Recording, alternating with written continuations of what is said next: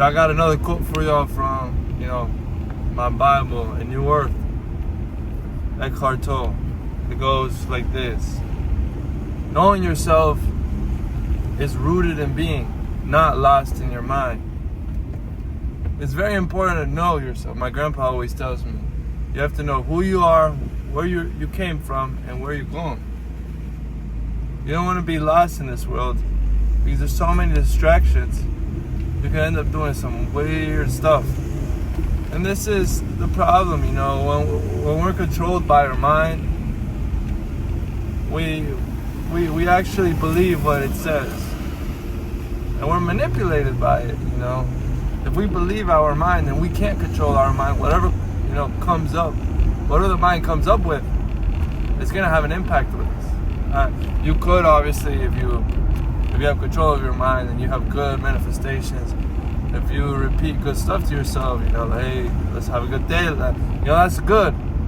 But if you're like, I hate my job, or I hate my friends, or I hate my life, that's just the mind winning you over and destroying you slowly into a very depressive state, which is obviously something we don't want. And that would be, being lost in your mind, actually believing it. The thing too, when you're not rooted in being, and by being, it's your soul, it's who you are, just, not your body, nothing material.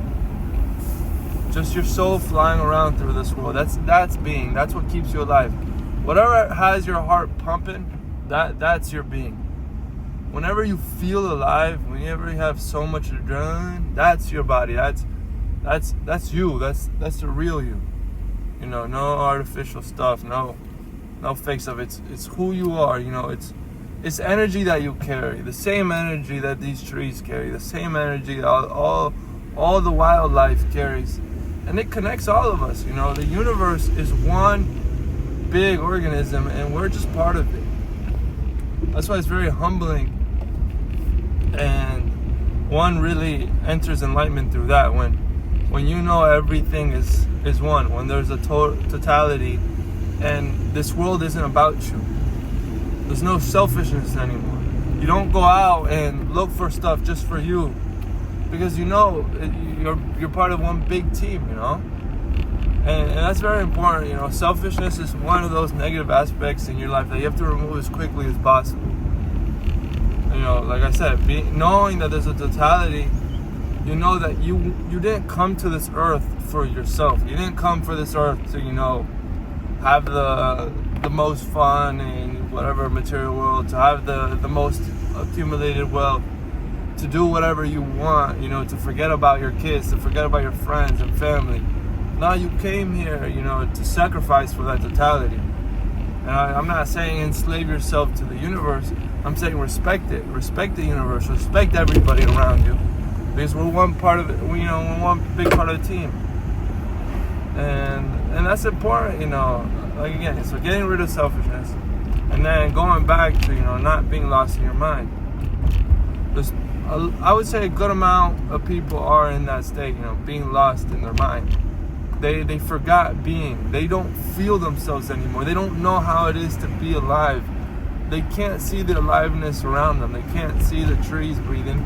And so they don't understand who they are. And like my grandpa said, if you don't understand who you are, where you came from, and where you're going, you're going to be lost. And people lost in their mind do a lot of stuff that they shouldn't be doing. Some examples would be, like in the modern day, would be, just getting tattoos everywhere, doing stuff to their body, doing weird stuff that one would not normally do. And I'm not judging on these things. What I'm saying is that people do these things because they're lost. If you do certain things knowing yourself, then that would be okay. Some things, not everything. There are some things that you should never do, no matter the circumstance. But let me put my windows down, and I'm on this road. I can go faster. But it's just important too. You have to. The most important part out of this is awareness. If you're not aware that you're lost, well, you'll always be lost. there was this line I was reading one of these books that my grandpa gave me. It was I think it goes, it's easier to learn from a mistake than learn from confusion. Like going about that, you know, if you're confused, lost, you'll never be able to identify that you're lost, confused, and that you have to change. But if you can acknowledge your mistakes, then you can learn from it and actually grow. And that's very important. Yeah. The thing is, you know, I do want to be positive in these videos. I do want to talk about stuff that will get people going. And like, again, like, these videos are just, you know, just to hear me out, you know, hear some words out. I don't say the truth. It's not my truth. I just speak it, you know.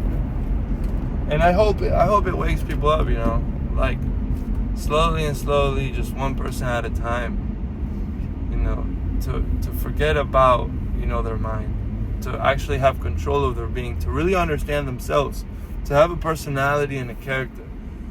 I feel like a good amount of people nowadays are just open to whatever everybody else says. They don't have a decision in their life. They're like, oh, you know, my opinion is whatever everybody's opinion is. You know, no one will tell you straight up. No one will tell you from their heart, like, yo, this is what I believe in. This is who I am. And that's people, you know, getting lost. And, you know, I would say phones too, you know. Because if you live behind a screen, you're not really living a life. All your opinions, all your thoughts are thoughts that you've received from that screen. And again, it's just gonna, like, hear me out. Like, for me, example, when I'm on the screen and, you know, seeking information, but sometimes I just get overwhelmed. Like, I really do get a fat brain fog, and I'm just like, what did I just watch? You know, and that's just one side effect that's gonna have just right away. You know, obviously the long-term side effects of receiving all that information. And instead of receiving information, we should try to reach transformation. That would be, you know, reaching enlightenment. But there's really, yeah, you know, these words are to each their own. Don't try to define these words. I mean, reaching enlightenment is not something that takes a long time. You could do it instantaneously. You know, you could just consciously breathing, boom, that's enlightenment right there. That's consciousness, that's presence, that's awareness. And that's the state that you want to be in. There's no, oh, I need higher levels and higher levels. If you could, you know, reach awareness, enlightenment, which everybody can, and then you just keep on practicing to be able to maintain it. Because people get a glimpse of enlightenment. People get a glimpse of, you know, being strongly present, of feeling their being, of feeling their energy, the energy inside, of the energy that carries around this whole universe. And, you know, sometimes the mind comes back. And it happens a lot. At the beginning, when you first start being present, you feel it, and then your mind takes over again. Because your mind at that point is the most dominant. But through practice, you know, through reading these books, through meditating, which I highly recommend everybody to do, your presence is going to go stronger. You're going to be able to maintain that state stronger without the mind taking you over. And so it is a journey of becoming more and more present, of having your being, of having your aliveness, of your presence being your normal state. And then you forget about your mind. And the thing is, once you have so much awareness, when you use your mind, you use it positively. You have control over it. So your thoughts are more beneficial to you. I don't know, when you go and think for proactive stuff. You go and think to get stuff done with good intentions, because they're coming from your being.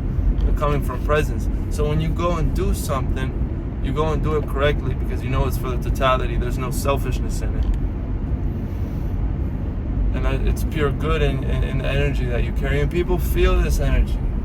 Again, you know, I believe everybody is now going into this journey of more presence, of more awareness. And people are growing. The consciousness, the The total consciousness of society is slowly growing, and I feel it. And that's why I want to post these videos, man, because I know this is gonna help out. This is gonna help out slowly and steadily. I don't know. I put it out there, and I let God do the rest of the work. But yeah, you know, just practice, meditate. Whenever you know you're confronted with some scenario that's hard, stop. Don't let your thoughts control your emotions and react right away. Feel your emotions, feel it. Let the being feel it, but don't let your thoughts win this war. Don't let your thoughts go over, oh, yo, he did this because of that. He's a pussy or whatever. Like this, there was no reason for him to do that. I hate him for him. I'm gonna resent him forever. No. Forgive.